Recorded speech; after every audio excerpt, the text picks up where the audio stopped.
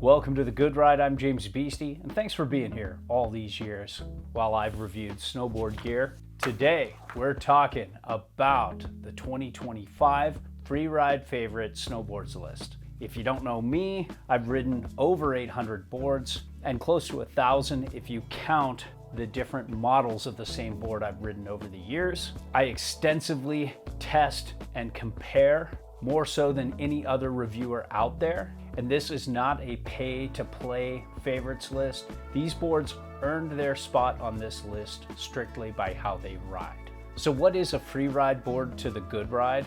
Well, there are a lot of definitions out there, but we're gonna keep it pretty specific with this list. This is a more normal width board that rides a little longer, more tapered, is further set back, and often stiffer than an all-mountain board. They don't ride in the park or switch as well as an all-mountain board, but generally float a little better in powder, ride a little faster, and carve a little harder. These are great one-board quivers for more directional riders. If you're looking for something different, check out our powder favorites, our alternative freeride favorites, our short wide favorites, or if you're thinking less directional, less tapered, check out our all mountain and mountain freestyle favorites. And if you want to support honest, objective content, check out Blauer Board Shop, our sponsor.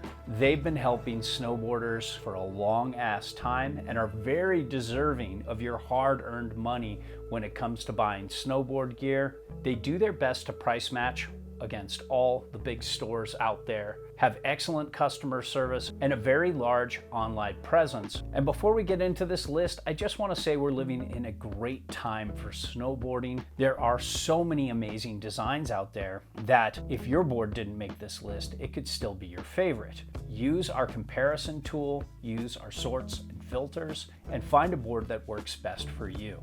So first up on the list is the United Shapes Cadet. This really feels like you're getting two different boards for the price of one, a easy deep floating powder board and an amazing centered riding groomer board. This is for committed intermediates on up to expert.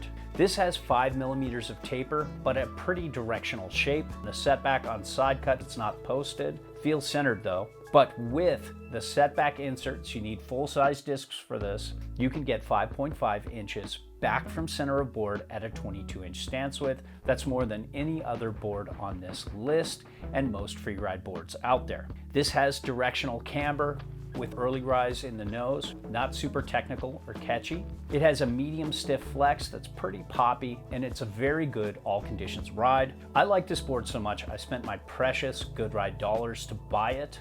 When you're on the setback inserts and powder, this gets close to a dedicated powder board and has the best float on this list. But then on groomer days, you have a very centered ride that can wait turns any way you'd like, has good spring out of the turn, and can even ride switch pretty well for a freeride board. So this is an exceptional board for those who see a lot of powder but want a great board for groomer days on everything but hard to icy snow. Next up is the Salomon Takanaharu Nakai, aka the Taka. This is a softer, poppy, more fun turning, easy floating, directional daily driver. It's great for intermediates all the way up to experts. This has 12 millimeters of taper with a pretty directional shape, much bigger nose than tail. This is 30 millimeters back on side cut at a 22-inch stance width, and it's 4.875 inches back from center of board at a 22-inch stance width if you want to set it all the way back for powder.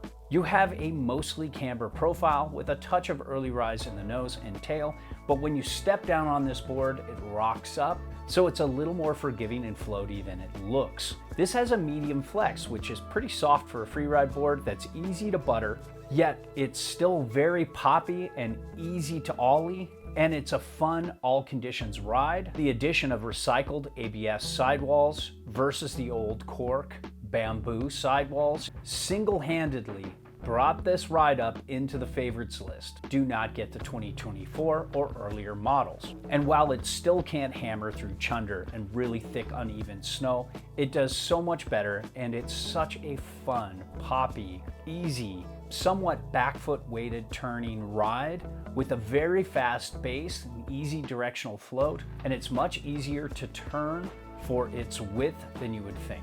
Next up is the Stranda Descender, a very versatile big mountain daily driver.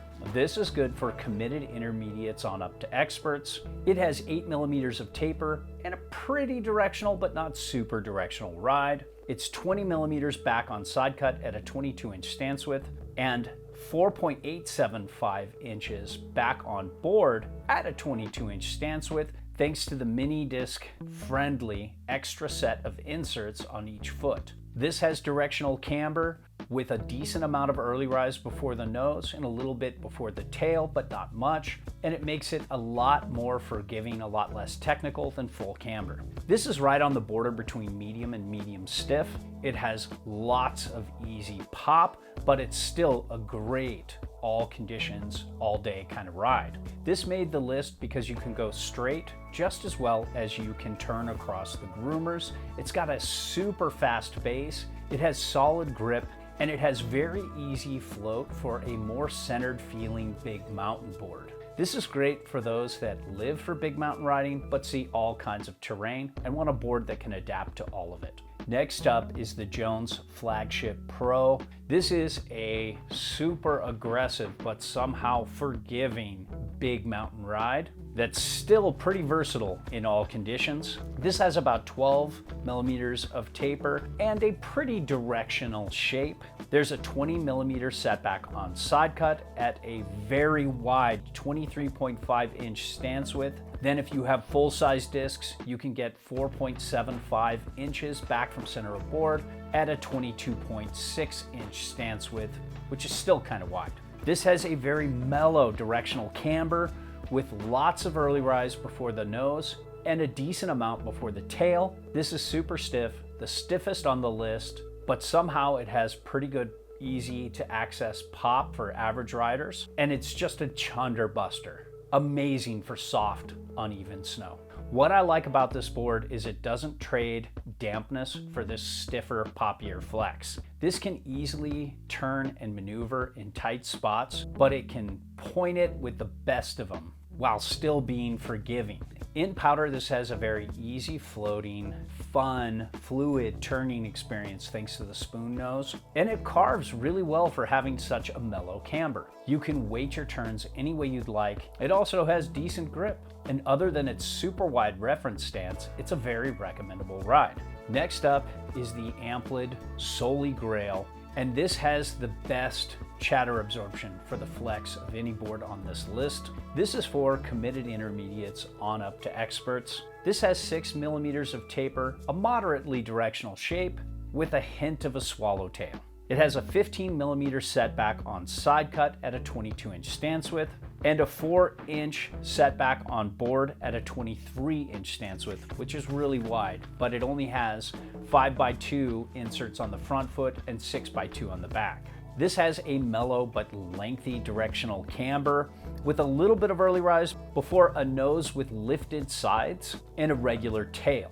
There's a medium flex between the feet that's a little stiffer in the nose and tail. It has very good pop while being one of the most exceptional all-day rides on the list. And this is on the list because not many boards have this much chatter absorption and this easy of a flex and this much pop. Usually you're compromising somewhere, and this just doesn't compromise. It's probably my least favorite floater on this list, especially for riding in low angle powder, but it has a fun turning experience and it's pretty good for big mountain pow riding. This drives really hard off your front foot on a turn, but it's not gonna fault you if you want to center or back foot weight it as well. It has a balanced turning radius, and it's a great choice for those that ride all day, love to turn, and love to get air. Next up is the Weston Backwoods. This is a really fun, turny, slashy big mountain, but also hard carving groomer ride. This is more for committed intermediates on up to expert. This has 18 mil of taper, which is a lot for a free ride board, in a pretty directional shape, but it's only 10 millimeters back on side cut at a 22-inch stance and 3.25 inches set back on board at a 23-inch stance, which is pretty wide. This has a moderate directional camber with a decent amount of rocker before the nose and a little less before the tail. It has a medium stiff flex with good but not great pop, and it's a very damp all-day ride. The Backwoods feels less tapered and directional on groomers, but when you get it in medium to steep pow, that more tapered directional shape comes alive and gives you a more slashy, turny feel while still being very centered, so you can go straight and get big air and have some tail for a landing.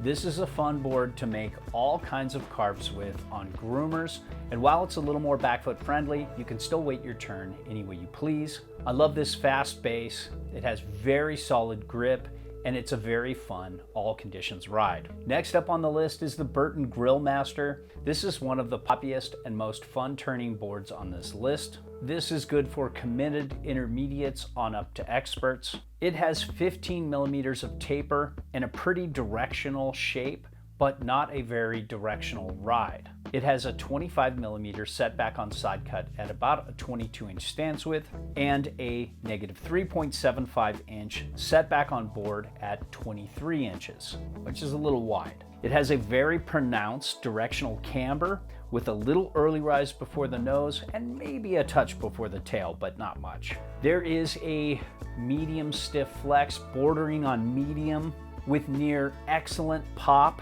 and yet it's still a pretty good all-day ride. So the Grill Master doesn't have the grip or base glide of many boards on this list, but it still made the favorites just because it's so poppy, it's so springy, it's so fun to turn, and it has very easy directional float for being this centered on board and still allows you to get a lot of air in the powder. This balanced Freeride geometry side cut allows you to weight your turn any way you'd like, and it even rides switch really well, which is unique for a board like this. It's a very recommendable ride if you don't see a lot of hard snow.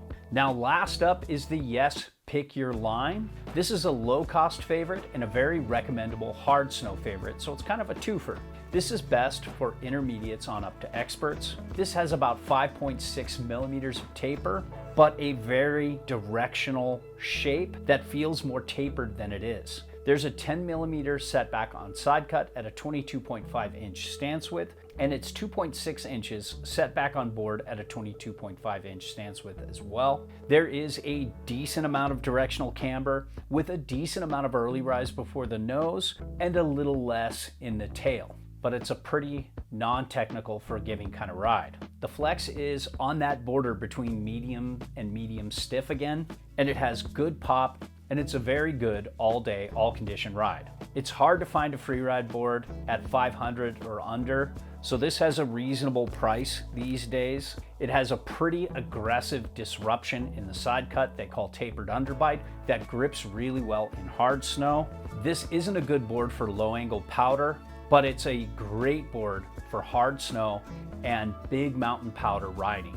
When I lived in the Sierras and rode a lot more steeper terrain, this was one of the boards I grabbed a lot. It needs a lot of backfoot weight on groomers, but a lot less in pow for being so centered on board. This is a springy, backfoot weighted carver that can slash and circle carve, but the longer side cut radius in the nose allows you to go straight really well. So if you see a lot of hard snow but live to ride steeper lines on a pow day, this could be a good fit for you. So that rounds out the list. Check out the in-depth article and our reviews on the Good Ride. And if this helps, you can support us by liking and subscribing on YouTube, buy through our links, especially from our sponsor, Blauer Board Shop. They're a great snowboard-specific shop that deserves your cash. Join Patreon to get early access, original content, and free advice for most tiers. If you want advice, contact me through the paid advice section on the Good Ride. I really put a lot of time and effort into that. But if you want to ask me questions on YouTube, please include your boot size, your weight, your height, the make, model, and size board you ride now, and how it works for you. The same goes for sharing your take. Otherwise, it just doesn't help. So thanks for watching, and I'll see you on the next favorites list.